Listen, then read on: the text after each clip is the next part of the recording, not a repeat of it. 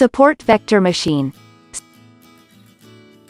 Support vector machine, or SVM, is one of the most popular supervised learning algorithms, which is used for classification as well as regression problems. However, primarily, it is used for classification problems in machine learning. The goal of the SVM algorithm is to create the best line, or decision boundary, that can segregate n-dimensional space into classes so that we can easily put the new data point in the correct category in the future. This best decision boundary is called a hyperplane. SVM chooses the extreme points, vectors, that help in creating the hyperplane. These extreme cases are called as support vectors, and hence algorithm is termed as support vector machine. Consider the below diagram, in which there are two different categories that are classified using a decision boundary or hyperplane. Working of SVM. An SVM model is basically a representation of different classes in a hyperplane in multidimensional space. The hyperplane will be generated in an iterative manner by SVM, so that the error can be minimized. The goal of SVM is to divide the datasets into classes to find a maximum marginal hyperplane, MMH. The followings are important concepts in SVM. Support vectors. Data points that are closest to the hyperplane is called support vectors. Separating line will be defined with the help of these data points. Hyperplane. As we can see in the above diagram, it is a decision plane, or space, which is divided between a set of objects having different classes. Margin. It may be defined as the gap between two lines on the closet data points of different classes. It can be calculated as the perpendicular distance from the line to the support vectors. Large margin is considered as a good margin, and small margin is considered as a bad margin. The main goal of SVM is to divide the datasets into classes to find a maximum marginal hyperplane, MMH, and it can be done in the following two steps. 1. First, SVM will generate hyperplanes iteratively that segregates the classes in best way. 2. Then, it will choose the hyperplane that separates the classes correctly. SVM kernels. In practice, SVM algorithm is implemented with kernel that transforms an input data space into the required form.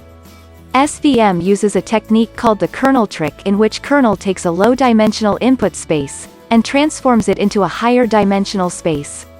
In simple words, kernel converts non-separable problems into separable problems by adding more dimensions to it.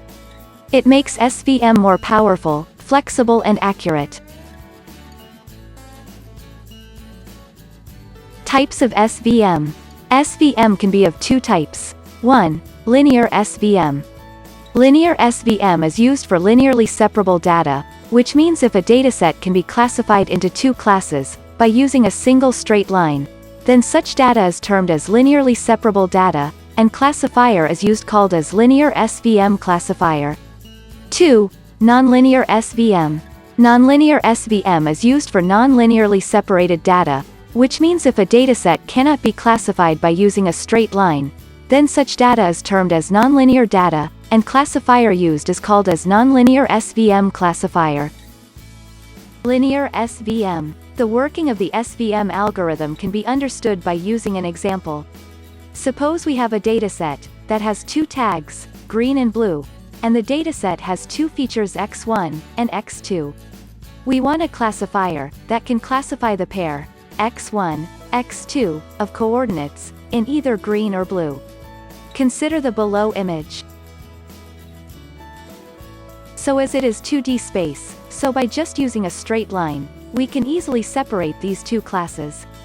But there can be multiple lines that can separate these classes. Consider the below image. Hence, the SVM algorithm helps to find the best line, or decision boundary.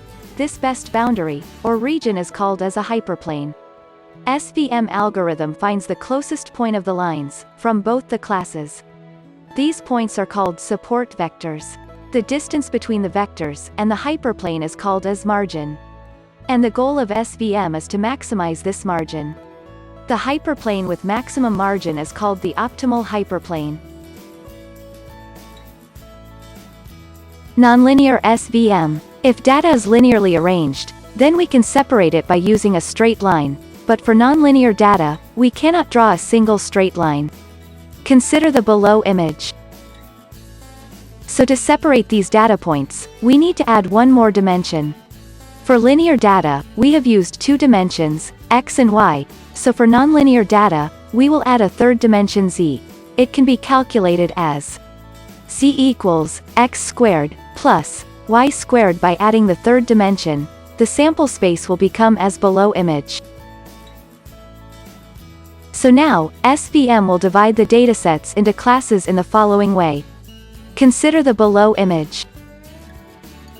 Since we are in 3D space, hence it is looking like a plane parallel to the x-axis. If we convert it in 2D space with z equals 1, then it will become as. Hence we get a circumference of radius 1 in case of nonlinear data. If you have any doubts regarding this topic, please comment down below. I will respond as per my best. Signing out.